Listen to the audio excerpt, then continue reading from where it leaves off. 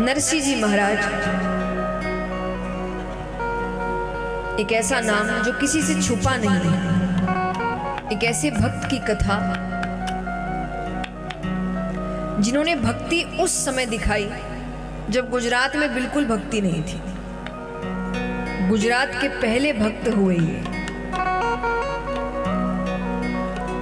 जिन्होंने श्रीमद् भागवत कथा सुनी होगी उन्हें पता होगा कि एक प्रसंग आता है नारद जी और भक्ति का, जिसमें भक्ति बताती है कि वो गुजरात में वृद्ध हो गई, क्योंकि उस वक्त गुजरात में बिल्कुल भक्ति नहीं थी। तब आए थे नरसिंह जी और उन्होंने भक्ति का ऐसा बीज रोपण किया था, और उसके बाद जो फसल आई है फिर भक्ति ही भक्ति है।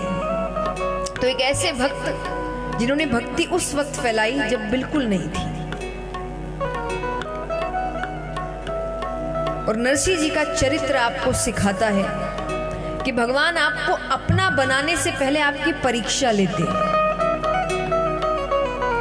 मैं हमेशा कहती हूँ जब आपका समय बहुत खराब चल रहा हो ना, तब समझ जाना भगवान परीक्षा ले रहे हैं, आपका टेस्ट चल रहा है। अगर इस वक्त आपने हार मान लिया तो वो समझ जाएंगे कि ये मुझ पे भरोसा करता ही नहीं है, क्योंकि वो परीक्षा इसीलिए होती है कि भगवान देख रहे हैं, देखता हूं कब तक मुझ पे विश्वास रखता है। क्योंकि अच्छे वक्त पे तो विश्वास लोग रख ही लेते हैं, बुरे वक्त पर जो भगवान पर भरोसा रखे वो सच्चा भक्त। वरना जिसका समय अच्छा चल रहा है और वो भगवान का नाम ले रहा है तो इसमें कौन सी बड़ी भक्ति है। जिसका समय खराब चल रहा है लेकिन फिर भी वो कहे कि मुझे पता है वो जो कर रहा है सोच समझ कर रहा है, वो सच्चा भक्त हुआ ना। तो नरसिंह जी इस चीज का उदाहरण है कि उनका समय कितना भी खराब हुआ हो, उनका विश्वास भगवान पर से हिला नहीं। नरसिंह जी, उनका जन्म गुजरात में जूनागढ़ में हुआ, नागर ब्राह्मण परिवार में। अब नागर ब्राह्मण परिवार में नरसिंह जी का जन्म हुआ, पर नरसिंह जी के जन्म से ही एक शारीरिक दुविधा जुड़ी हुई थी। नरसिंह जी जन्म से गूंगे भी थे और बहरे भी थे, ना तो वो कुछ बोल सकते और ना ही वो कुछ सुन सकते, ऐसे थे हमारे नरसिंह जी। और इनके माता पिता भी थे, पर उस समय गांव में कोई महामारी, ऐसी कोई बीमारी आई। देखिए, यही बात अगर मैं कुछ साल पहले कह रही होती तो मुझे भी शायद नहीं पता था कि शब्द का अर्थ क्या होता है। मैं भी सिर्फ कहने को कहती थी कि भाई कोई महामारी आई, कोई बीमारी आई। पर अब मुझे लगता है कि अब जिन जिन को इस शब्द का मतलब नहीं पता होगा उनको पता चल गया होगा कि क्या होता है, हमने भी देख लिया। तो उस वक्त कोई ऐसी महामारी आई जिसमें नरसिंह जी के माता पिता तो स्वर्ग सिधार गए। अब नरसिंह जी अपनी दादी के पास रहते थे, और नरसिंह जी की दादी नरसिंह जी को लेकर सब मंदिर, देवड़ा, सत्संग, कीर्तन में जाते। अब नरसिंह जी का एक बड़ा भाई भी था। उस बड़े भाई की बहू माने नरसिंह जी की भाभी, उनका स्वभाव तो आपको क्या बताऊं महाराज। वो क्रोध में आ जाए तो इतनी खारी, क्रोध को वो नाक पर बैठा कर रखती थी कि कोई भी अटपटी बात हुई तो क्रोध आने में ज्यादा समय ना लगे, तो यहीं बैठा है, वो तुरंत जीप पर आता, जो मन में आता कहती थी। और दिन भर उसकी सबसे बड़ी दिक्कत थी नरसिंह जी कि इसकी सेवा करनी पड़ती है, बोल नहीं सकते, सुन नहीं सकते, तो दिन भर उनको कोसती। और नरसिंह जी की दादी तो भगवान का इंतजार कर रही है, वो हमेशा प्रार्थना करती कि बस ये बोलने लग जाए तो मैं सुख से मरूं। अब एक दिन शिवरात्रि का दिन था। शिवरात्रि का दिन डोकरी के मन में आई। डोकरी मतलब जो घर में बहुत बूढ़ी हो जाए ना, उनको मारवाड़ी में कहते डोकरियां। देखिए, नाम लेते ही भगवान ने भी आपको भी उदाहरण देने के लिए समझाया। तो डोकरियां, तो जो महिला होती है उनको डोकरियां कहते हैं। बूढ़ी हो जाए तो वो डोकरी थी, एकदम बूढ़ी। तो डोकरी के मन में आई कि जल्दी जल्दी चलते हैं मंदिर, क्योंकि फिर अगर ज्यादा देर कर दो तो लाइन लंबी लग जाती है, क्योंकि सब मंदिर जाएंगे, सबको जल चढ़ाना है। तो वो कहे ज्यादा देर हो गई तो लंबी लाइन लग जाएगी, और लंबी लाइन लग गई तो उस लंबी लाइन में कोई तो महादेव जी के पहुंचने तक का इंतजार करता है जल चढ़ाने के लिए, कोई जहां खड़ा है वहीं से जल चढ़ा देता है, ओम नमः शिवाय ओम नमः। कौन इतना इंतजार करे, सबको देर हो रही है। तो उसे लगा ऐसे भीड़ भाड़ से अच्छा है कि सुबह सुबह जाओ। वो मंदिर पहुंचती है, महादेव जी को जल चढ़ाया। महादेव जी के जल चढ़ाने के बाद जैसे ही डोकरी पीछे मुड़ी कि कोने में एक महाराज बैठे दिखते हैं। महाराज को बैठा देख डोकरी कहती है, महाराज तो नए लग रहे हैं। नए महाराज का चाव ज्यादा होता है।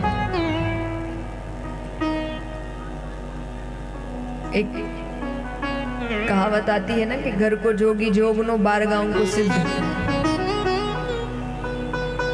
कि अपने घर का ज्ञानी भी होगा तो उस पर कोई ध्यान नहीं देता, और बाहर से कोई अज्ञानी भी आ जाए तो लोग कहेंगे आह क्या बात, कितनी अच्छी बात बताओ। वो घर में ज्ञानी बैठा होगा उसको कोई ध्यान नहीं देगा। तो ये आदत होती है कि कोई ऐसा नया आ जाए सब बहुत। तो यहाँ पर डोकरी कहती है कि भाई इनका भी आशीर्वाद दिला देते हैं।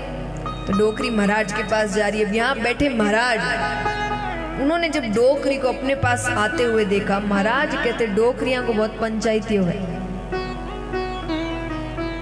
क्योंकि भजन सत्संग की बात तो वो कम करती है और बाकी बातें ज्यादा है। और बाकी बातें होती क्या है, महाराज क्यों बने, पत्नी बहुत लड़ती थी क्या,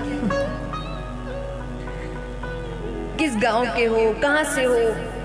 उनको लगा इतनी बातें करने से अच्छा है कि भगवान का नाम ले। तो उन्होंने उसको देखते ही अपनी आंखें बंद कर ली। अब महाराज का इधर उधर देखना और फिर डोकरी को देखकर आंख बंद कर लेना, डोकरी ने देख लिया। डोकरी कहे कि मुझे देखकर ही आंखें बंद कर ली, वो भी पक्की। वो पहुंच गई महाराज के पास। महाराज बैठे, वो राम राम कर रहे हैं मन में। तो डोकरी पहुंचती है, महाराज राम राम। महाराज तो बोले ही नहीं। महाराज जय श्री कृष्णा, महाराज तो ही नहीं बोले। महाराज जय महादेवरी, महाराज तो ठसके ही नहीं। डोकरी मन में सोच रही है कि ये है किस धर्म के, राम राम भी नहीं बोले, जय श्री कृष्णा भी नहीं बोले, महादेवरी भी नहीं बोले, वो कहे हरिओम महाराज हरिओम। पर महाराज तो, पर डोकरी पक्की, उसने हार नहीं मानी, उसने दूसरा तरीका अपनाया। अब वो शुरू होती है क्या, महाराज ओ महाराज ओ बाप जी, महाराज ओ महाराज ओ बाप जी। महाराज मन में कह रहे कि बार बार महाराज महाराज। अब जैसे आप माला करो, कोई बार बार बोलता रहेगा तो दिक्कत होती है ना, माला छूट जाती है। तो उनको लग रहा है बार बार महाराज महाराज महाराज करिए, मैं राम राम करूं, माला फेरूं। पर डोकरी तो एक कल डूब पीछे ही पड़ गई। हो गए महाराज ओ महाराज महाराज ओ महाराज ओ महाराज महाराज ओ महाराज ओ महाराज महाराज ओ महाराज। महाराज ने कहा कि अब मैंने आंखें नहीं खोली तो मैं ही अपना मंत्र भूल महाराज ओ महाराज महाराज ओ महाराज करने लग जाऊं। महाराज को आंखें खोलनी पड़ी। महाराज कहते बोल भाई क्या काम है। डोकरी कहती है महाराज मैं कोई आपका दंड कमंडल लेकर थोड़ी दौड़ रही थी। महाराज कहते तो काम क्या है। बोले मुझे कुछ काम नहीं है, मेरा तो ये पोता है, कुछ बोल नहीं सकता, कुछ सुन नहीं सकता, इसको आशीर्वाद दो। महाराज ने कहा कहाँ है पोता, इधर लाओ। और नरसिंह जी को महाराज गोदी में बिठा लिया। गोदी में बिठाकर जैसे ही महाराज ने नरसिंह जी के माथे पर हाथ फेरा, महाराज कहते डोकरी तुम्हारा ये पोता तो भगवान का बहुत बड़ा भक्त बनेगा। डोकरी कहती है महाराज ये क्या आशीर्वाद दे रहे हैं आप, मुख से बोल नहीं सकता, कानों से सुन नहीं सकता, भक्ति का टांगना से करेगा। महाराज कहते नहीं, ये बहुत भक्ति करेगा, रुको। और नरसिंह जी के कान में महाराज ने धीरे से कहा कि बोलो बेटा राधे कृष्ण, बोलो बेटा राधे कृष्ण।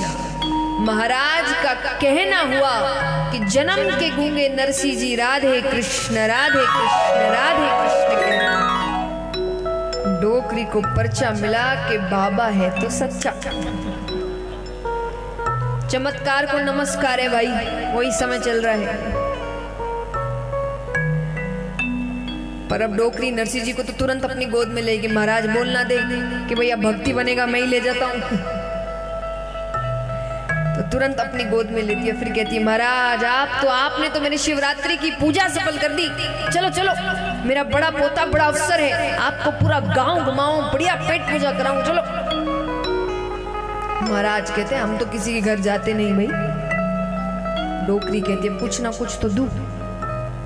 तो डोकरियों के पास यहाँ एक छोटी जेब होती है पल्ले में, अब तो नहीं, पहले होती थी।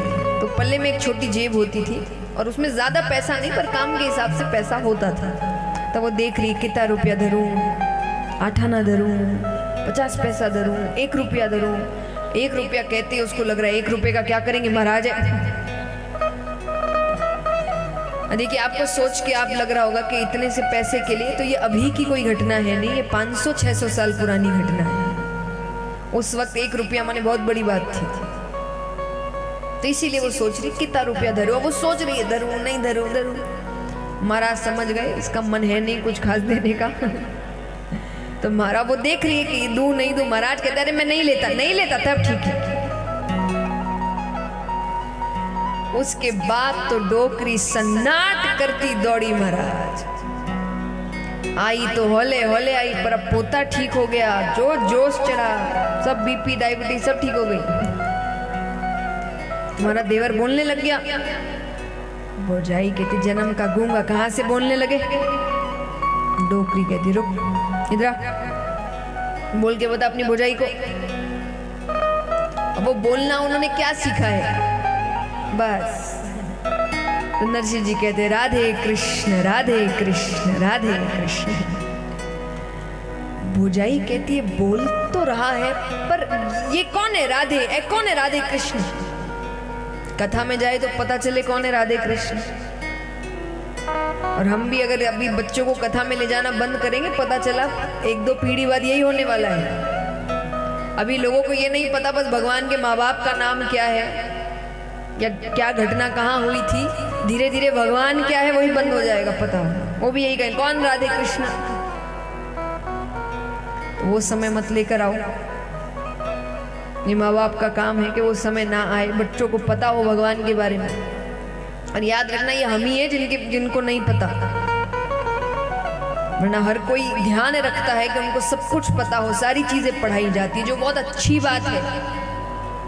हम अकेले हैं जो नहीं पढ़ाते कुछ भी, और पढ़ाते नहीं, छोड़ो हम ही नहीं पढ़ते।